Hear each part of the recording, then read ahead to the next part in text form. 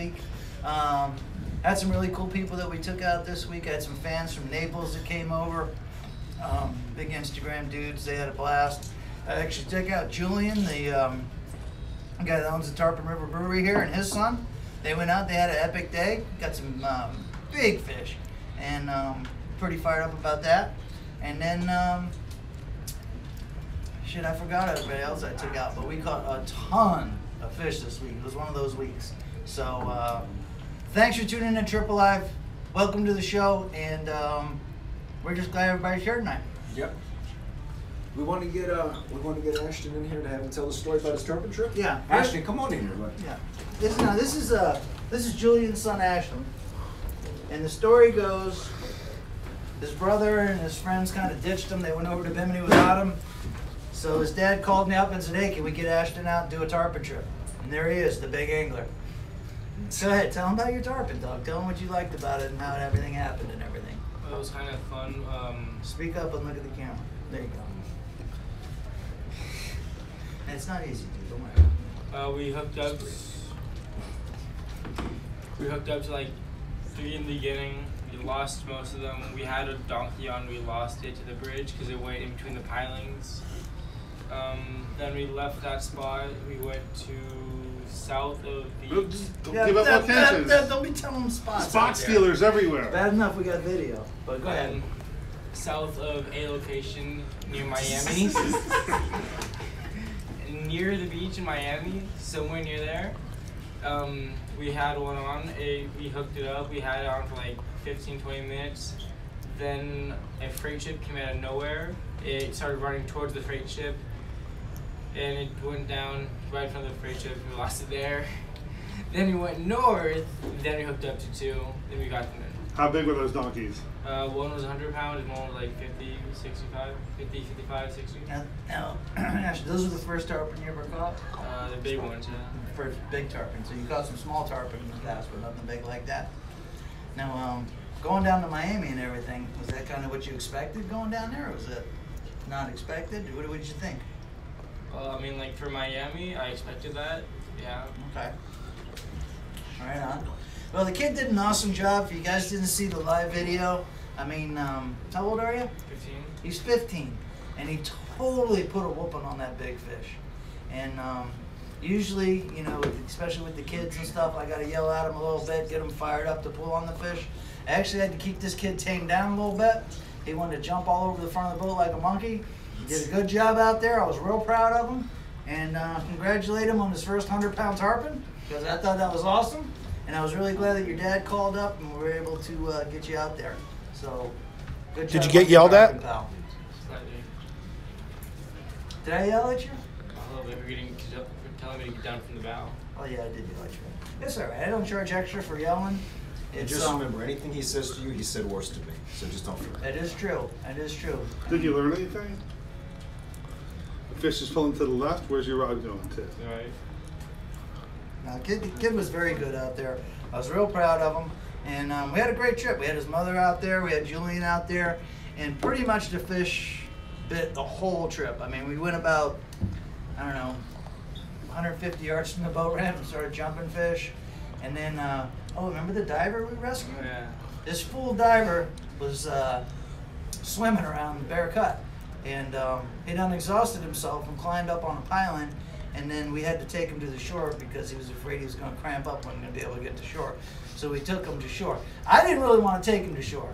I didn't want to put the Googan on the boat. I didn't want to cut him a break.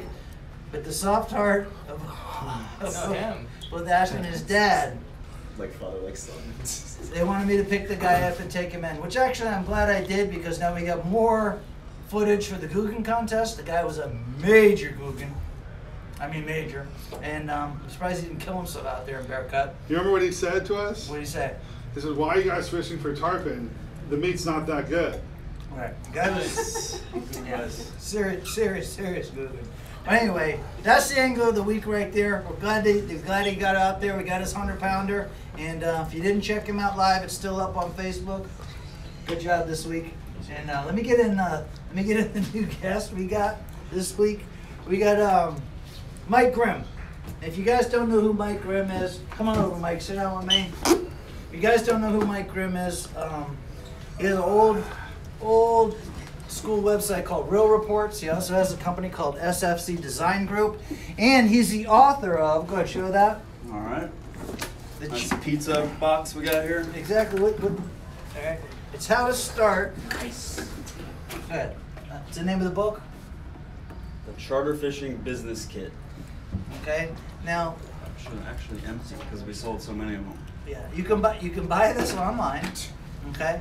And if you're starting a charter business, okay, and you want to learn about becoming a charter captain and actually doing this for a business, you want to hook yourself up with marketing genius Mike Grimm.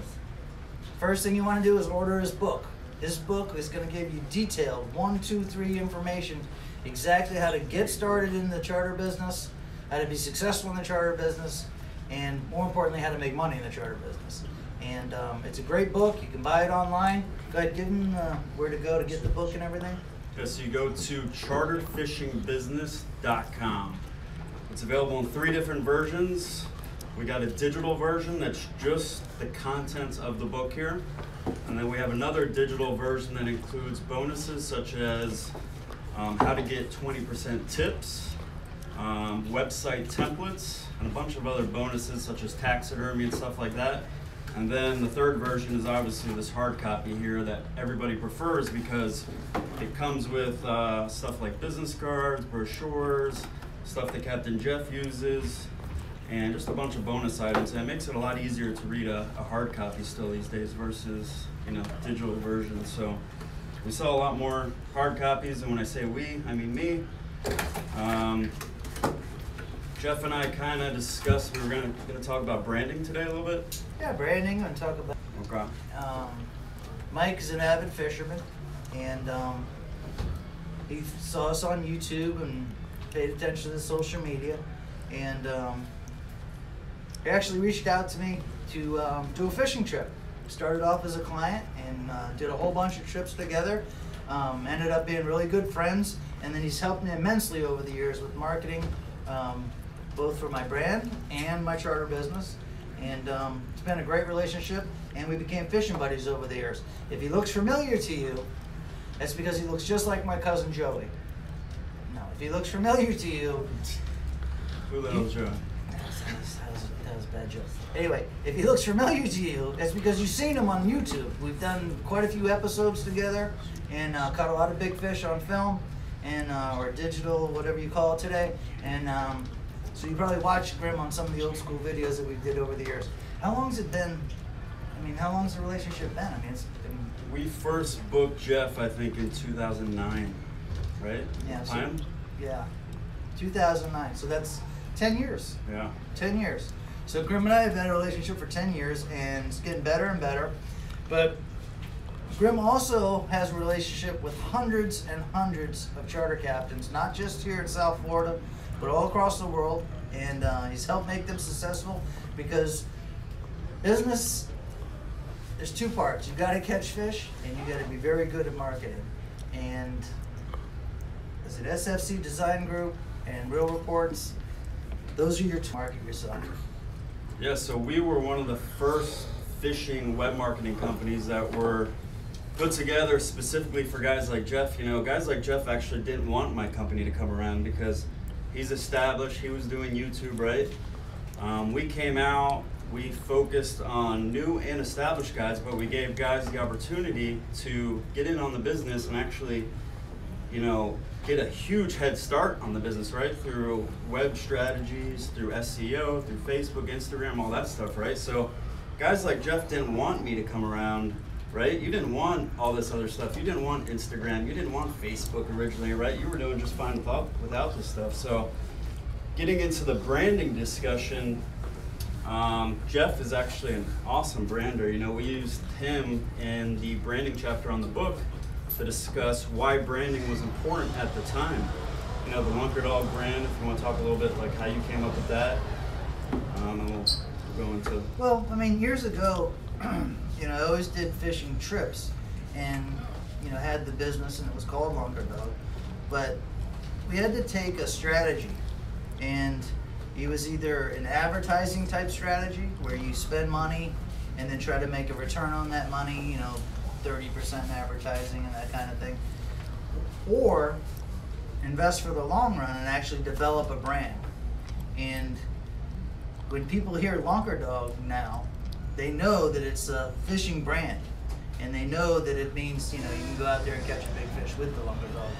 But the branding thing is years of work, compounding work, stuff that you did 10 years ago still pays off you today, stuff you did 2 years ago still pays off you today. But the difference between branding and advertising is you're not looking for, the immediate turnover and return on your money. It's basically more of an investment for the long term. Is that right? Yeah. Am I explaining it right? Yeah. I mean, he's the marketing dude. I just happen to be good at marketing. I'm like the fishing dude. But And that's what it takes to be successful in this business, right? I mean, you're a marketing guy. You are an internet company now. And Jeff's saying, like, it took him 10 years to brand Lunker Dog. That's what it was about. It was the execution, right?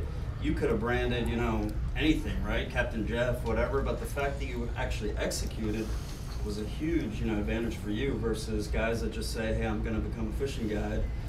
The name doesn't matter, right? Like Apple back in the day wasn't nothing until Steve Jobs took it, to where it is today, right? the green light and talk. So, going back, I mean, just branding is one thing, but execution is the other, right? So Jeff executed. If you want to start a fishing guide business, you have to actually execute your plan and not focus so much on the name. A good example, we had with Tim here was we had a guide come to us, and I get asked all the time, what should I name my fishing guide business, right? So this guide wanted to name himself Bloody Blade Sport Fishing. And again, execution is everything, right? Captain Jeff could have probably branded Bloody Blade Sport Fishing and made it into what Lunker Dog is today, right? But, because Bloody Blade wasn't exactly kid-friendly, family-friendly, we went with a company called Gills for Thrills after, kind of brainstorming with the staff, with Tim O'Connor, myself, a couple other guys at the company. We came up with Gills for Thrills, and today the guy's booking charters like crazy, but it's really not anything to do with the name. It's the fact that this guy freaking executed, right? This guy hired us. He put together the website. He put together the marketing plan. He put together the Google AdWords campaign, the SEO, the Facebook, the Instagram, stuff I'm not even on, Snapchat, right? So this guy actually executed. The name didn't freaking matter. And today he's booking charters left and right on Lake Erie. So check him out, gillsforthrills.com. Pretty cool name. And that's what I mean. Like, not just saltwater, not just South Florida, but I mean fishermen all over the country have been able to take advantage of all the marketing tools that Mike gives. But the book that he wrote, I helped him with some of the content inside the book. And I took the time to read the whole thing, from front to back. And when I started fishing, I started my fishing business over 20 years ago, I just wish that I had a book like that to go off of. You know what I mean? To keep me on focus, to keep me on the right track, and to build my business that much quicker.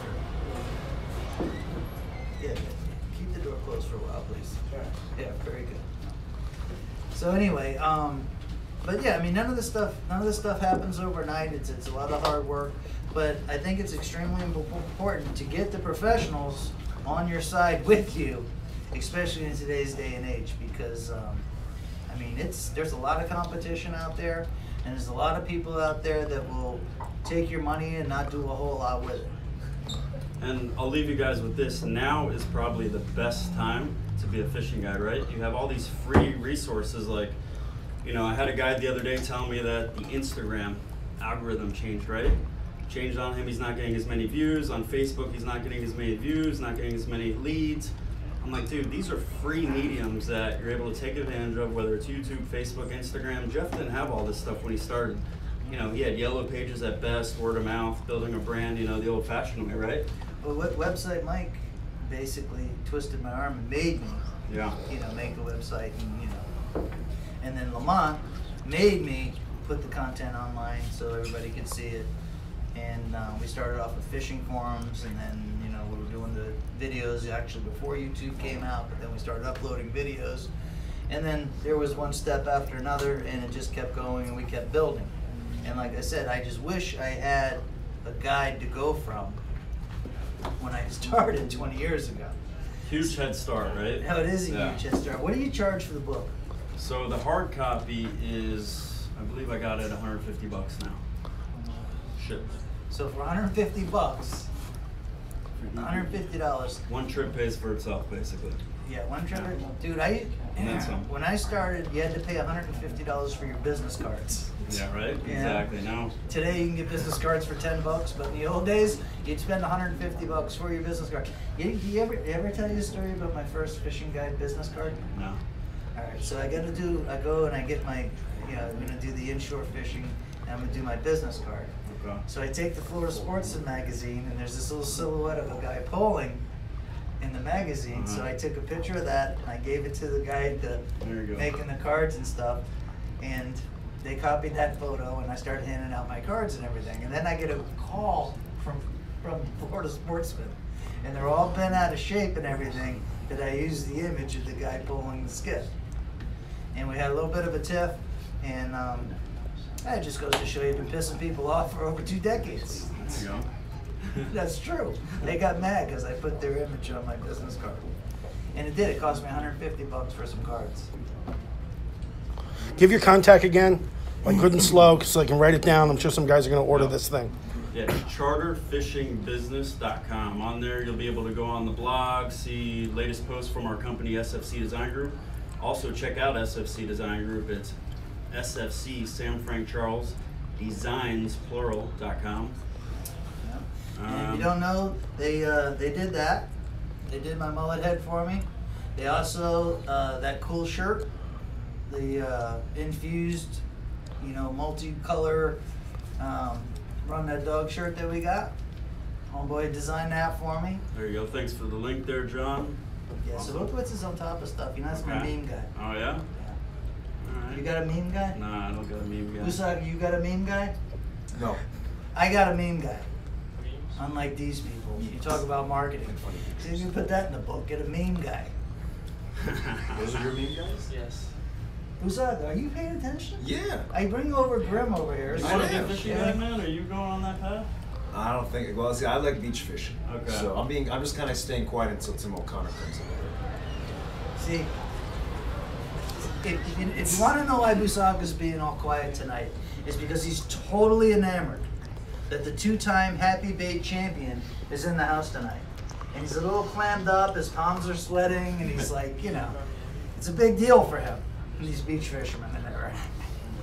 And Busaga grew up watching me and Grim catching snooks on Dania Beach when we were doing the videos down there.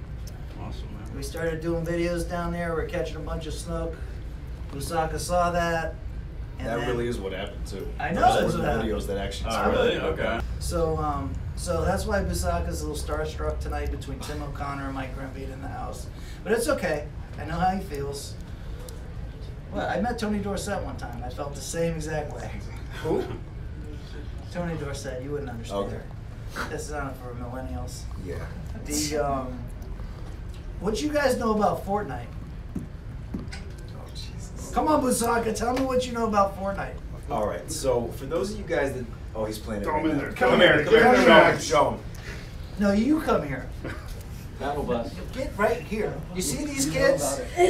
These kids are all playing Fortnite, and it's freaking killing me. Ask him. Yeah. A 40 Intrepid. What boat do you and I have? Diablo 21 Mako.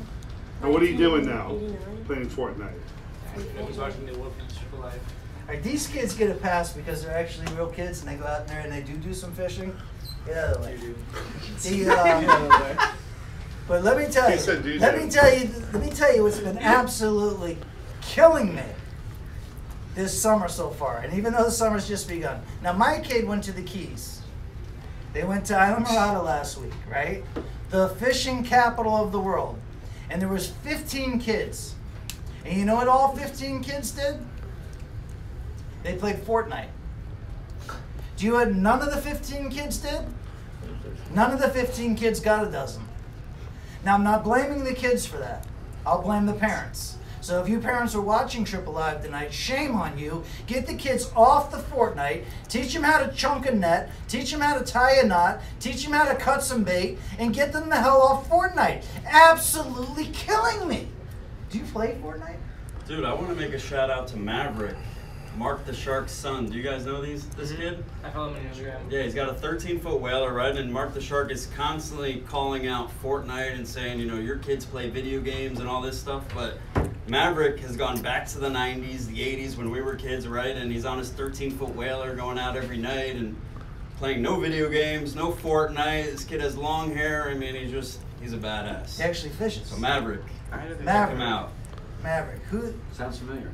And who the heck ever think you could find something nice to say about About, Mark the I Shark? had to bring him in, right? Right. I had to. But Mark He's on my good side right now, actually. Mark the Shark's kid is a real kid. He's actually doing something. He's not playing Fortnite. Therefore, Mark the Shark is obviously doing something right with his kid. What the hell are you guys doing with your kids? Seriously. Seriously. 15 kids in the Keys. None of them going fishing. My sister is over there in Eleuthera. They got 9 kids. Out of the 9 kids, I got one nephew, Ryder, who's a real guy, at 8, catching snappers off the dock in Eleuthera. And you know why he was fishing? Because he could see the fish, and he didn't want to play Fortnite because he could see the fish, so he decided he was going to fish. So all you parents that are letting your kids spend hours and hours and hours in front of their devices. It used to be, what was it called, Minecraft? Yeah. You know, it's like digital Legos or whatever. Now it's Fortnite. Buy the kid a cast net. Buy the kid a dozen shrimp. Take him to the pier. Take him to the friggin' bridges in the Keys. Take him anywhere. Take him to the boat ramp, for crying out. He can hang out with O'Gorman, but do something besides Fortnite. Timmy, me and you, we got a Fortnite story that we're going to tell in just a few minutes. Busaka, let Timmy get over there. Okay. I want to, big deal tonight. I got Tim O'Connor. He's 2-time consecutive Happy Bait champion and holds the world record of getting the lunker in most people's faces at one time ever in the history of fishing. And it's on YouTube. You guys can see it. There he is, Tim O'Connor. Good evening, everyone. Run that dog. No, seriously, there he is. He's a 2-time Happy Bait champion right there. Viewership just doubled. Right? Look at them all. We're going to triple it now because what Jeff didn't want to tell everybody is that there's a Fortnite Lunker Dog skin that you can get in the next Battle Pass. Wait for it next week. It's coming out. Is this Fortnite terminology? It is. It is. So you're going to be able to create everything with a cast net instead of a pickaxe. You watch. It's coming out. Look for it. So, Hey, Let's give a for shout real, out to there is a Steve Call of Shop. Duty RTD skin. Is there? This is what happens when you don't play Fortnite. all right, hold on, guys. Oh, you got to show that. Oh, that's You see that? This is a non-Fortnite mahi. weekend We got fresh mahi and with fresh- Neighborhood Mango. Neighborhood Mango salsa. You see, now you're not gonna get that if you're home Playing playing Fortnite. Fortnite. Yeah, we caught those this weekend. The kids caught them in Bimini. Those are the kids that ditched Julian's son. They went over there and caught the dolphins, and now they're cooking it up. It's real guy stuff. And but Timmy and I were out the other day, and the snooks are all flopping around on the top of the water. The big jacks are eating. It was raining a little bit, and we had the 2 youngsters with us. Yeah. A couple of fourth Close graders. that door, please. And we had, how old were the kids? 10. 10. And they wanted to get off the boat. They like really didn't want to hang out with Timmy and us, and they wanted to play Fortnite. And Conditions were a little Steve Busaka joined. Nice. tough for them. it was What was that? it was joined. killing. You're in It was, there. it was a little rainy. They had to work for it, but yeah, they wanted to get home and play a little Fortnite. It was killing me. Now think about that. That's 2 kids that can hang out with 2-time Happy Bait champ and me, the lunker dog. And what do they want to do? They want to go play Fortnite. There's something wrong. There's something wrong out there. It's like. I blame that on the weather, bro. Was that the kids? Yeah. Was the kids? I blame it on William's father. Oh, wait a minute, that's me. that day I gave everybody a hall pass and I blamed it on the weather. But when my kid got back from the Keys and my nephew got back from the Luthra, and I found out that only 1 out of 25 kids that actually went fishing, and the rest of them all played Fortnite. It's not like there was a couple of them that didn't play Fortnite, or half of them were playing Fortnite. They were all playing Fortnite. And if they